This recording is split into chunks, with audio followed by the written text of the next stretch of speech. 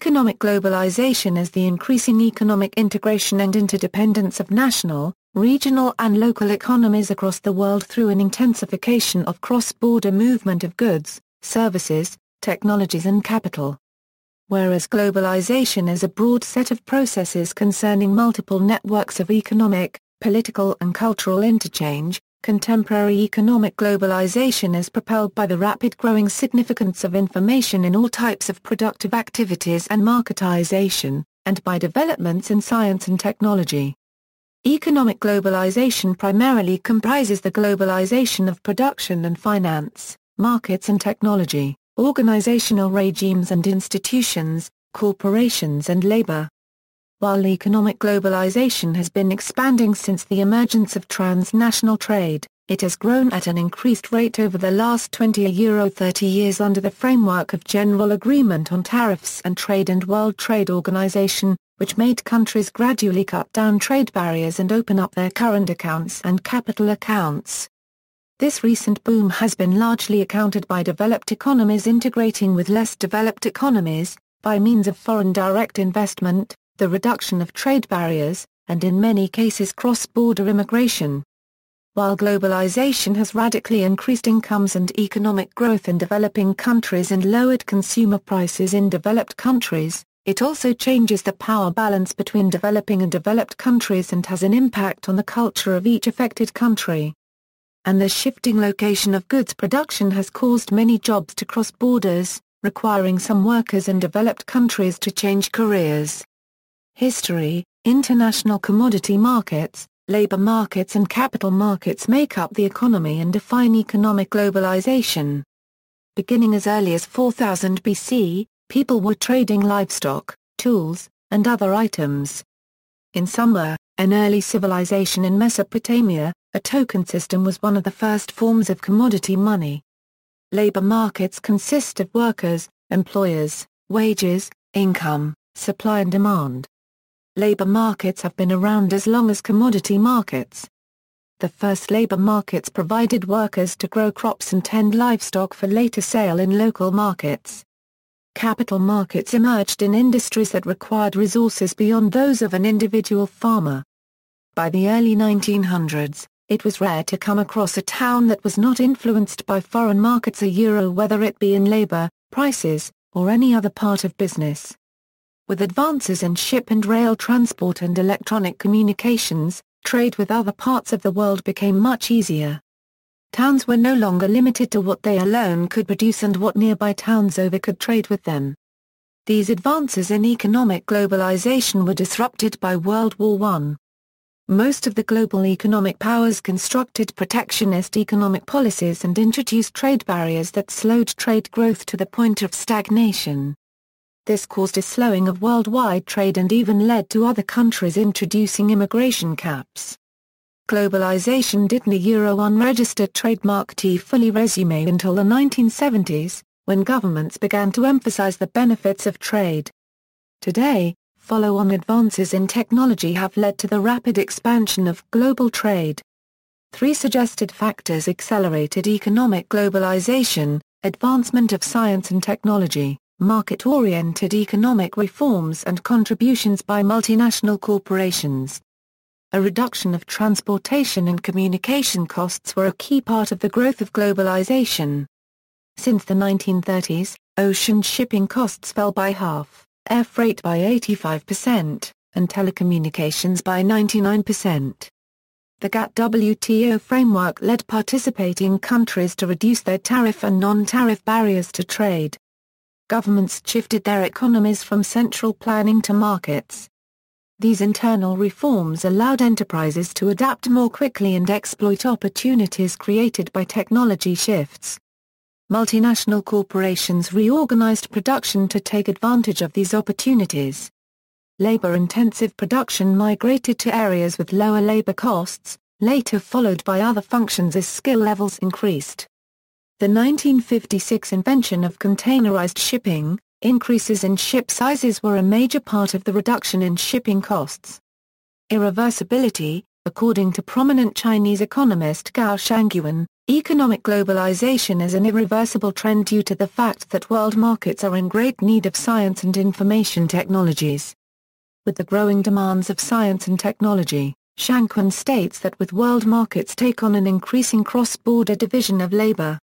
However, Princeton University professor Robert Gilpin argues that nations' economic policies have mistakenly slowed their own growth by resisting globalization, showing that globalization is not irreversible. Antonio L. Rapper agrees that economic globalization is reversible and cites international studies professor Peter J. Katzenstein. Effects: economic growth and poverty reduction. Economic growth accelerated and poverty declined globally following the acceleration of globalization. Per capita GDP growth in the post-1980 globalizers accelerated from 1.4% a year in the 1960s and 2.9% a year in the 1970s to 3.5% in the 1980s and 5.0% in the 1990s. This acceleration in growth is even more remarkable given that the rich countries saw steady declines in growth from a high of 4.7% in the 1960s to 2.2% in the 1990s. Also, the non-globalizing developing countries did much worse than the globalizers, with the former's annual growth rates falling from highs of 3.3% during the 1970s to only 1.4% during the 1990s. This rapid growth among the globalizers is not simply due to the strong performances of China and India in the 1980s and 1990s. 18 out of the 24 globalizers experienced increases in growth, many of them quite substantial. According to the International Monetary Fund, growth benefits of economic globalization are widely shared. While several globalizers have seen an increase in inequality, most notably China, this increase in inequality is a result of domestic liberalization, restrictions on internal migration, and agricultural policies, rather than a result of international trade. Poverty has been reduced as evidenced by a 5.4% annual growth in income for the poorest fifth of the population of Malaysia. Even in China, where inequality continues to be a problem, the poorest fifth of the population saw a 3.8% annual growth in income. In several countries, those living below the $1 per day poverty threshold declined. In China, the rate declined from 20 to 15% and in Bangladesh the rate dropped from 43 to 36%. Globalizers are narrowing the per capita income gap between the rich and the globalizing nations. China, India, and Bangladesh, once among the poorest countries in the world, have greatly narrowed inequality due to their economic expansion. Multinational corporations. The spread of multinational corporations has accompanied the rise of globalization. One of the many changes they have brought to developing countries is increased automation, which may damage less automated local firms and require their workers to develop new skills in order to transition into the changing economy, leaving some behind. The necessary education infrastructure is often not present, requiring a redirection of the government unregistered trademark's focus from social services to education. ECLAC states that in order to create better economic relations globally, international lending agencies must work with developing countries to change how and where credit is concentrated as well as work towards accelerating financial development in developing countries. ECLAC further suggests that the United Nations expand its agenda to work more rigorously with international lending agencies and that they become more inclusive of all nations. Key factors in achieving universal competition is the spread of knowledge at the state level through education, training and technological advancements. Economist Jagdish Bhagwati suggested that programs to help developing countries adjust to the global economy would be beneficial for international economic relations. Several movements, such as the Fair Trade movement and the Anti-Sweatshop movement, claim to promote a more socially just global economy. The Fair Trade movement works towards improving trade, development and production for disadvantaged producers. The Fair Trade movement has reached $1.6 billion in annual sales. The movement works to raise consumer awareness of exploitation of developing countries. Fair trade works under the motto of trade, not aid, to improve the quality of life for farmers and merchants by participating in direct sales, providing better prices and supporting the community. Capital flight. Capital flight occurs when assets or money rapidly flow out of a country because of that country's recent increase in unfavorable financial conditions such as taxes, tariffs, labor costs, government debt or capital controls. This is usually accompanied by a sharp drop in the exchange rate of the affected country or a forced devaluation for countries living under fixed exchange rates. Currency declines improve the terms of trade, but reduce the monetary value of financial and other assets in the country. This leads to decreases in the purchasing power of the country's assets. A 2008 paper published by Global Financial Integrity estimated capital flight, also called illicit financial flows, to be leaving developing countries at the rate of $850 billion to $1 trillion a year. But capital flight also affects developed countries. A 2009 article in The Times reported that hundreds of wealthy financiers and entrepreneurs had recently fled the United Kingdom in response to recent tax increases, relocating to low-tax destinations such as Jersey, Guernsey, the Isle of Man and the British Virgin Islands. In May 2012, the scale of Greek capital flight in the wake of the first undecided legislative election was estimated at $4 billion a week, and later that month the Spanish Central Bank revealed a $97 billion in capital flight from the Spanish economy for the first quarter of 2012. Capital flight can cause liquidity crises in directly affected countries and can cause related difficulties in other countries involved in international commerce such as shipping and finance. Asset holders may be forced into distressed sales. Borrowers typically face higher loan costs and collateral requirements, compared to periods of ample liquidity, and unsecured debt is nearly impossible to obtain. Typically, during a liquidity crisis, the interbank lending market stalls. Inequality. While within-country income inequality has increased throughout the globalization period, globally inequality has lessened as developing countries have experienced much more rapid growth. Economic inequality varies between societies, historical periods, economic structures or economic systems, ongoing or past wars, between genders, and between differences in individuals' abilities to create wealth. Among the various numerical indices for measuring economic inequality, the Gini coefficient is most often cited. Economic inequality affects equity, equality of outcome and subsequent equality of opportunity. Although earlier studies considered economic inequality as necessary and beneficial, some economists see it as an important social problem. Early studies suggesting that greater equality inhibits economic growth did not account for lags between inequality changes and growth changes. Later studies claim that one of the most robust determinants of sustained economic growth is the level of income inequality. International inequality is inequality between countries. Income differences between rich and poor countries are very large, although they are changing rapidly. Per capita incomes in China and India doubled in the prior 20 years, a feat that required 150 years in the U.S. According to the United Nations Human Development Report for 2013, for countries at varying levels of the UN Human Development Index, the GNP per capita grew between 2004 and 2013 from 24,806 to 33,391 or 35%, 4,269 to 5,428 or 27% and 1,184 to 1,633 or 38% PPP, respectively. Certain demographic changes in the developing world after active economic liberalization and international integration resulted in rising welfare and hence, reduced inequality. According to Martin Wolf, in the developing world as a whole, life expectancy rose by 4 months each year after 1970 and infant mortality rate declined from 107 per thousand in 1970 to 58 in 2000 due to improvements in standards of living and health conditions. Also, adult literacy in developing countries rose from 53% in 1970 to 74% in 1998, and much lower illiteracy rate among the young guarantees that rates will continue to fall as time passes. Furthermore, the reduction in fertility rates in the developing world as a whole from 4.1 births per woman in 1980 to 2.8 in 2000 indicates improved education level of women on fertility, and control of fewer children with more parental attention and investment. Consequentially, more prosperous and educated parents with fewer children have chosen to withdraw their children from the labor force to give them opportunities to be educated at school, improving the issue of child labor.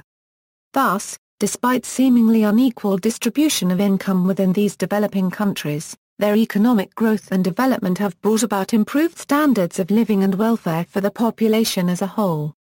Tax havens.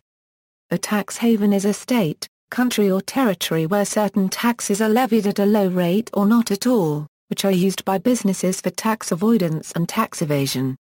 Individuals and/or corporate entities can find it attractive to move themselves to areas with reduced taxation. This creates a situation of tax competition among governments. Taxes vary substantially across jurisdictions. Sovereign states have theoretically unlimited powers to enact tax laws affecting their territories, unless limited by previous international treaties. The central feature of a tax haven is that its laws and other measures can be used to evade or avoid the tax laws or regulations of other jurisdictions. In its December 2008 report on the use of tax havens by American corporations, the U.S. Government Accountability Office was unable to provide a satisfactory definition of a tax haven, but regarded the following characteristics as indicative of it: nil or nominal taxes. Lack of effective exchange of tax information with foreign tax authorities. Lack of transparency in the operation of legislative, legal or administrative provisions. No requirement for a substantive local presence. And self-promotion as an offshore financial center. A 2012 report from the Tax Justice Network estimated that between $21 trillion and $32 trillion is sheltered from taxes in tax havens worldwide. If such wealth earns 3% annually and such capital gains were taxed at 30%, it would generate between $190 billion and $280 billion in tax revenues, more than any other tax shelters. If such hidden offshore assets are considered, many countries with governments nominally in debt would be net creditor nations. However, the tax policy director of the Chartered Institute of Taxation expressed skepticism over the accuracy of the figures. Daniel J. Mitchell of the U.S.-based Cato Institute says that the report also assumes, when considering notional lost tax revenue, that 100% of the money deposited offshore is evading payment of tax. Tax havens have been criticized because they often result in the accumulation of idle cash, which is expensive and inefficient for companies to repatriate. The tax shelter benefits result in a tax incidence disadvantaging the poor. Many tax havens are thought to have connections to fraud, money laundering and terrorism. Ongoing investigations of illegal tax haven abuse have produced few convictions. Lobbying pertaining to tax havens and associated transfer pricing has also been criticized. Accountants' opinions on the propriety of tax havens have been evolving, as have the opinions of their corporate users, governments, and politicians, although their use by Fortune 500 companies and others remains widespread. Reform proposals centering on the Big Four accountancy firms have been advanced. Some governments appear to be using computer spyware to scrutinize corporations' finances. Voices of Developing Countries, the Economic Commission for Latin America and the Caribbean has proposed an agenda to support conditions for developing countries to improve their standing in the global economy. However, the advantaged countries continue to control the economic agenda. Lechner and Belay state that the World Bank and the International Monetary Fund must give voice to developing countries. Cultural effects. Economic globalization may impact culture. Populations may mimic the international flow of capital and labor markets in the form of immigration and the merger of cultures. Foreign resources and economic measures may impact different native cultures and may cause assimilation of a native people. As these populations are exposed to the English language, computers, Western music, and North American culture, changes are being noted in shrinking family size, immigration to larger cities, more casual dating practices, and gender roles are transformed. Yuxinchen noted two contrary trends in culture due to economic globalization. Yu argued that culture and industry not only flow from the developed world to the rest, but trigger an effort to protect local cultures. He notes that economic globalization began after World War II, whereas internationalization began over a century ago.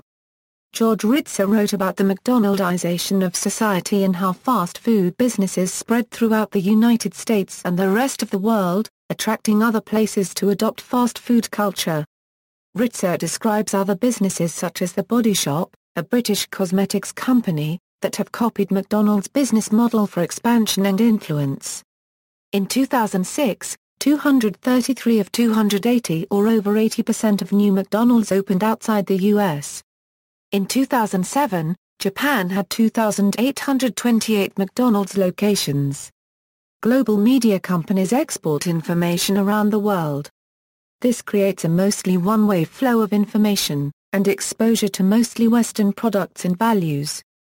Companies like CNN, Reuters and the BBC dominate the global airwaves with Western points of view. Other media news companies such as Qatar's Al Jazeera network offer a different point of view, but reach and influence fewer people. Migration, a Euro-OE with an estimated 210 million people living outside their country of origin, international migration has touched the lives of almost everyone in both the sending and receiving countries of the Global South and the Global North Euro. Because of advances made in technology, human beings as well as goods are able to move through different countries and regions with relative ease. A Euro-OE. The geography of contemporary globalization is related closely to the history of colonialism and imperialism, even if this is not usually made explicit in globalization theory. Euro. Colonialism created links between various societies across the world that encouraged some people to leave their original countries to work in another country. A Euro-OE. Globalization theories have, by and large, neglected race and ethnicity in their accounts of the making of the new global order. A Euro-OE. International migrants facilitate globalization processes by linking together disparate peoples and places into an increasingly single, shared global political economic context. Those who are not separated from their families still have a desire to migrate because a Euro-OE knowledge of living standards and social conditions across countries has become increasingly more available, especially through travel. Both the real and symbolic reduction of time and distance have created powerful incentives for people to move Euro. This impacts women the most because a Euro. From a gender perspective, we have witnessed the feminization of most migration flows, especially since the 1990s, with profound transformations in the structure of families and gender roles in the international division of labor. Euro. Another reason for individuals to migrate is to make more money. Incomes in developed countries are far higher than in developing countries. See also. Notes. References: Gao, Chang'an. Economic Globalization, Trends, Risks and Risk Prevention, 2000. Inches A, Globalization in Historical Perspective. University of Chicago Press. November 1, 2007. ISBN A978-0-226-06599-1 CEPAL. ECLAC, Globalization and Development. CEPAL.org. Retrieved July 14, 2014. Held, David, ed. A Globalizing World? Culture, Economics, Politics. London. New York, Routledge, in association with the Open University. James, Paul. Gills, Barry. Globalization and Economy, Volume 1, Global Markets and Capitalism. London, Sage Publications. James, Paul. Patama Currency Key, Hiiki. Globalization and Economy, Volume 2, Global Finance and the New Global Economy. London, Sage Publications. James, Paul. Palin, Ronan. Globalization and Economy, Volume 3, Global Economic Regimes and Institutions. London, Sage Publications. James, Paul. Euro Unregistered Trademark. Bryan, Robert. Globalization and Economy, Volume 4, Globalizing Labor. London, Sage Publications. Reynolds, Laura T. Murray, Douglas. Wilkinson, John. Fair Trade, The Challenges of Transforming Globalization. Routledge. ISBN A978-1-134-00263-4, UNDP. Human Development Report 2013, The Rise of the South, Human Progress in a Diverse World. Retrieved July 2014.